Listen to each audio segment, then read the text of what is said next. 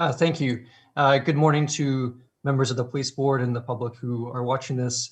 My name is James Wilt. I'm a PhD student at the University of Manitoba, and I'm an organizer with the group Winnipeg Police Cause Harm. So I've broken today's presentation into three sections. The first deals with the harms caused by Winnipeg Police in 2020. The second deals with recent public opinion and polling about Winnipeg Police. And the third deals with City Council's budgeting.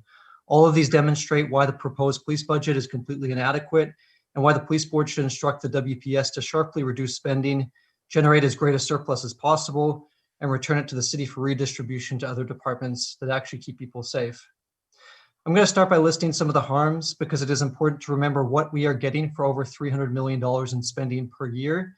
These harms are not represented in the reports prepared for the police board or by the city, and it's very important to keep them at the top of our mind while talking about budgets, because these are the real repercussions of our spending decisions. In February, while off duty, Patrol Sergeant Jeffrey Norman beat an Indigenous teenager unconscious with a baton due to alleged theft. In April, Winnipeg police shot and killed 3 Indigenous people in the span of 10 days, Aisha Hudson, Jason Collins, and Stuart Andrews. In May, the Winnipeg police broke a man's elbow by running him down on the sidewalk with a police car and failed to disclose the specifics of the incident to the IIU. In June, Winnipeg police kneed and repeatedly kicked a Cree man who was pinned down on the ground during an arrest. The police claimed the kick, quote, likely saved his life, and then effectively doxed a woman who posted critically about the incident on Facebook by sharing her post on their public page, leading to the woman being harassed and deleting her Facebook account. This part of the incident was actually covered by NBC News. In October, 3 Winnipeg police officers shoot a man in the North End. Police refused to disclose what kind of weapon he was carrying. Police repeatedly obstruct the media's ability to report on the shooting, including taking a phone that had been given to a reporter by an eyewitness and later telling the reporter that they had to leave. In response, the Canadian Association of Journalists condemned the police's interference. In November, a 40-year-old man dies in Winnipeg Police's Central Processing Unit after arrest during a traffic stop. During the summer, Chief Smythe told this police board that prisoners were being kept at headquarters in conditions that violated their human rights.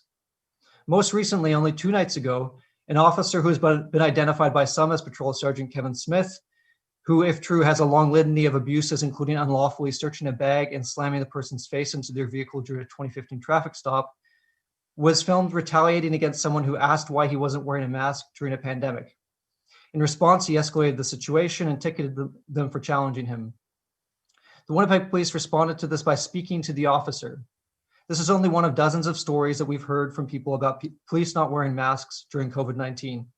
And these are only a fraction of the harms that have been caused by police this year. There are many that are not reported on or that I obviously don't have time to discuss today. And harms also don't only manifest as specific visceral violence, but in the funding that is hijacked by police that should go to other services. A perfect example of this is the ridiculous recent allocation of police resources on public transit. Between April and June, police were deployed on transit or in transit corridors for 781 hours.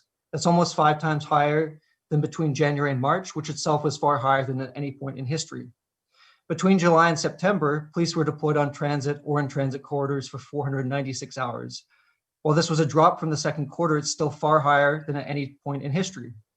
Now, this is coming at a time when the city is talking about how they can only fund transit for essential trips and how there's no point running empty buses, supposedly justifying a 6% cut in transit service. If ridership is far lower than usual, which it is, then funding police to patrol near empty buses is the worst possible way I can think of spending funds that should be allocated to improving transit service, reducing overcrowding, and promoting ridership. So to conclude this section, the police cause harm by shooting people, neglecting them while in custody to the point of death, and breaking bones during arrests. They also deprive other departments of desperately needed funding. Secondly, I'll recap recent public opinion and polling about Winnipeg Police. As I'm sure everyone on the police board knows, there's been a sustained protest against Winnipeg Police throughout 2020. The most obvious example of this has been the actions by Justice for Black Lives Winnipeg and Justice for Aisha and Not Another Indigenous Life.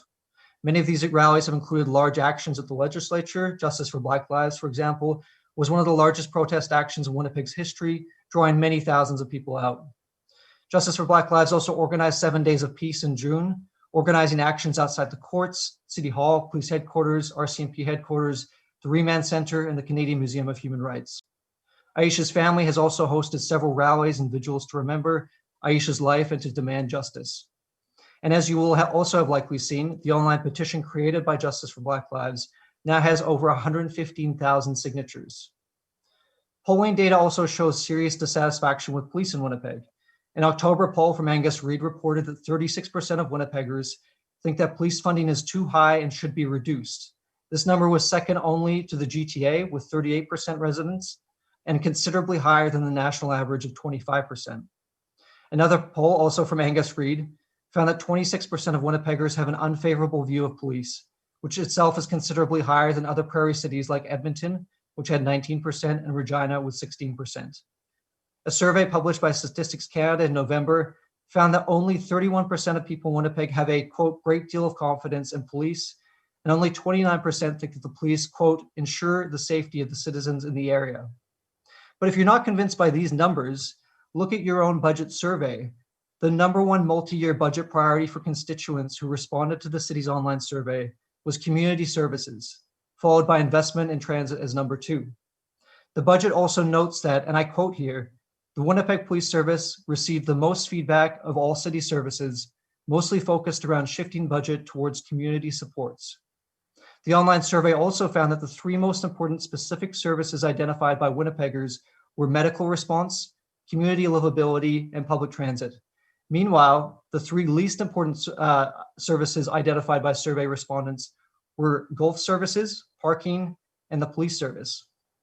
So from protests, online petitions, polling, and budget surveys, everything points in the same direction: less money for police and more money for life-sustaining services. Finally, my third section, what are we getting from this budget instead? The proposed budget will see the WPS operating budget increase by 2.3%, rising from $294.5 million in 2020 to $301.2 million in 2021. This is an increase of $6.7 million. However, that number doesn't represent total expenditures by the department if we include cash to capital and debt and finance charges, which will increase from $304.5 million in 2020 to $313 million in 2021, which is a rise of $8.5 million. And yes, the pension rebalancing means that the police have to find $5.1 million in spending reductions this year and for the next 3 years. And despite the arbitrator's cancellation of many of the savings the city attempted to achieve, this rebalancing that increases member contributions to 11.5% from 8% is an unambiguous positive. But the total spending on police continues to increase. And of course, this doesn't count capital spending like the $25.7 million being spent on the North District Police Station. The solution is abundantly clear. Administer an indefinite hiring freeze, don't replace retiring or resigning officers, and reduce police spending via attrition. Attrition has already exceeded forecasted numbers in 2020. Please keep this trend up. Also, continue to implement a strong overtime limit. Overtime is estimated to cost $8 million in 2020. And the only reason it's currently trending down slightly is due to COVID-19.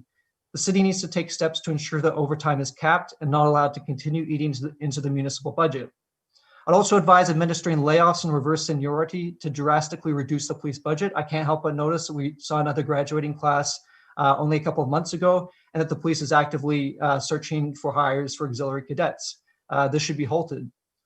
Council has also demonstrated that it's more than capable of administering such layoffs to life-sustaining services such as public transit and community services. So I truly don't see why they can't do the same for police. After the two previous points I've made about the harms caused by Winnipeg police and the public opinion against police, it's abundantly clear that change needs to happen. What we're doing is not working. We're spending the most money on police in the city's history, and we still have the highest homicide rate on record.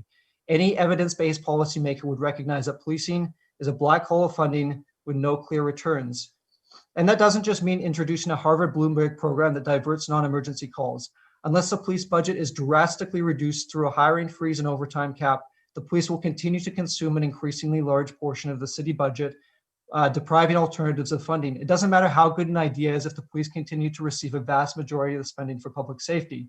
Finally, I'll conclude with some recommendations for alternatives. Give people the tools that they need to survive and thrive. This means funding housing, harm reduction, food security, income supports, public transit, good community services, mental health and substance use resources, nonviolent crisis response, and so much more. It means understanding that the greatest threats to public safety in Winnipeg are things like evictions, being forced to work during a pandemic, and riding on overcrowded buses. Finally, the people of Winnipeg have communicated loud and clear that we will not tolerate the continued funding of police at the expense of everything else. Do your jobs, listen to your constituents, defund the police, and reallocate their resources to life-sustaining services. Thank you very much.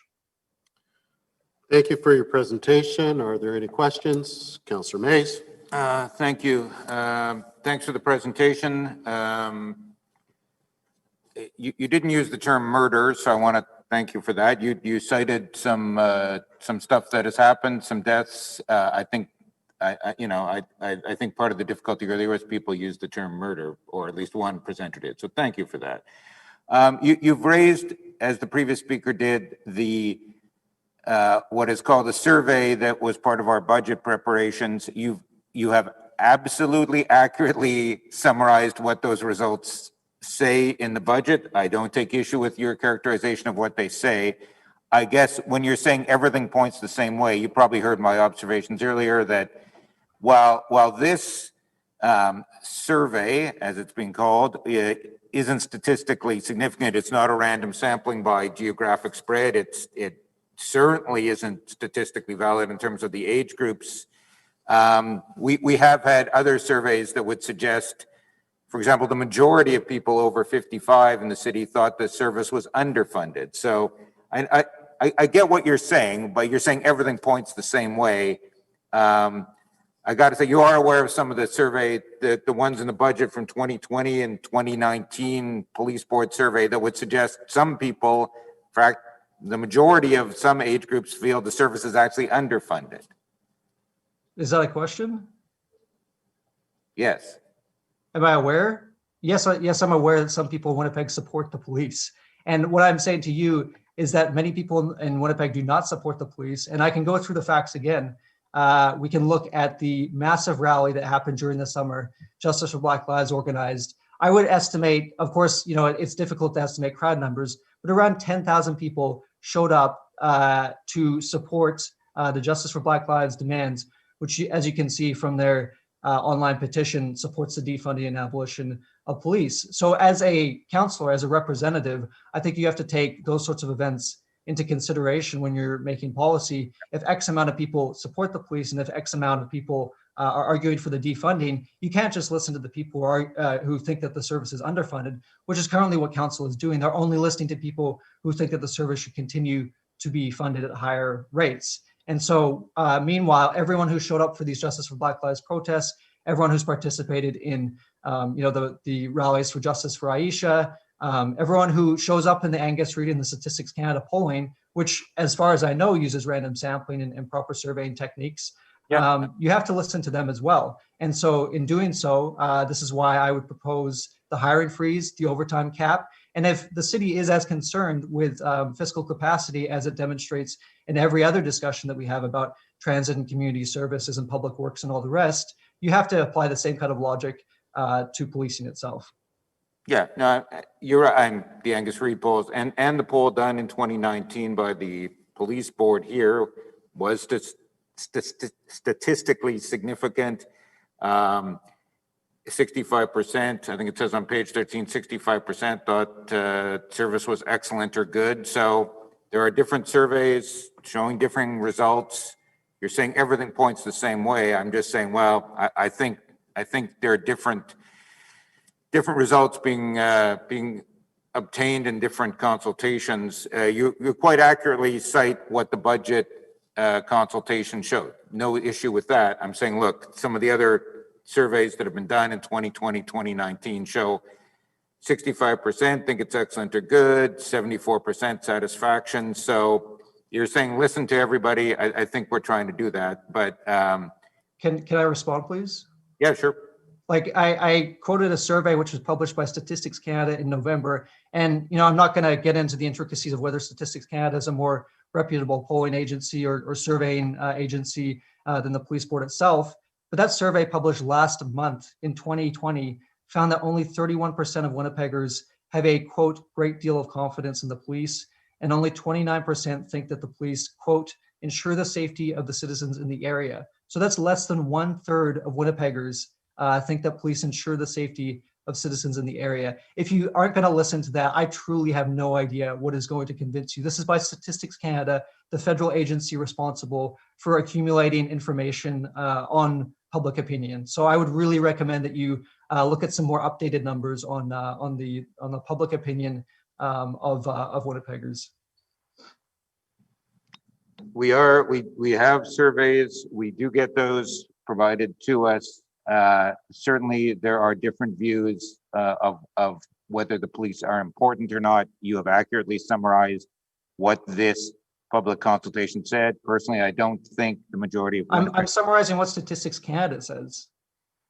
Yeah, and I don't have that right in front of me. I have seen the survey, and I'm summarizing what other surveys have said, which indicate pretty different numbers from what you're saying. So you're basing your decisions as a policymaker on surveys that don't include the most recent polling numbers.